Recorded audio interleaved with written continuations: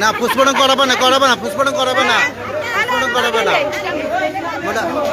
আপনি কি মেনে নিচ্ছেন আপনার মেয়ে স্বাভাবিকভাবে মারা গেছে?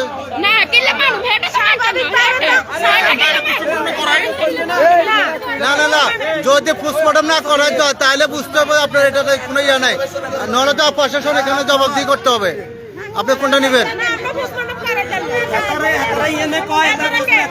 আপনার যদি না দাবি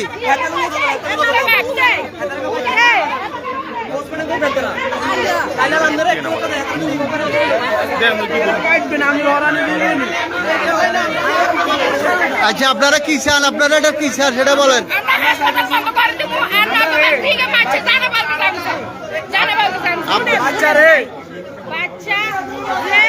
চিকিৎসা করাতে আসবে, যে রুগীকে চিকিৎসা করাবে বুঝি শুনি দেখি চিকিৎসাটা করার দরকার, তাহলে এটা অ্যান্টিবায়োটিক শুরু, এটা 20 সেকেন্ডের ভিতরে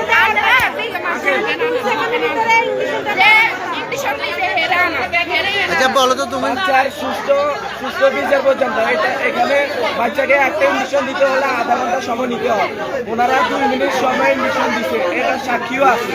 বাচ্চার সাথে সাথে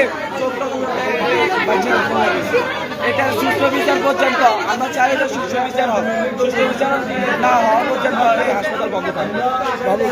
হাসপাতাল তো আপনাদের জনগণ, আপনাদের হাসপাতাল আপনাদের। দুর্ঘটনা আজকে একদিন ঘটে নাই, দীর্ঘদিন পর্যন্ত যার বিরুদ্ধে অভিযোগ আপনাদের যেহেতু হসপিটাল আপনাদের নিজের প্রতিষ্ঠান সকলের, হাসপাতাল সকলের সবাই চিকিৎসা নিবে, যে ব্যক্তি ভুল করছে তার বিরুদ্ধে ব্যবস্থা নেওয়া হোক। ব্যবস্থা নিতে হবে। এই ছিল আমি একটু কথা বলতে চাইছিলাম। আপনি যেটা দেখছেন উনি হলো সেই বাচ্চার মা। আসলে ওনার কথা হলো যে কোনো পোস্টমর্টম লাগবে না, আমরা যার দ্বারা ক্ষতিগ্রস্ত হয়েছি তার দ্বারা আচ্ছা এটা নি বাচ্চা, এই যে আমার সামনে এই সে বাচ্চা যেটা আসলে সে আসলে দুনিয়ার থেকে ত্যাগ করছে, দুনিয়ার থেকে ত্যাগ করে চলে গেল। এসে আমরা এই বিষয়ে সঠিক তদন্তের মাধ্যমে এটা সুবিচার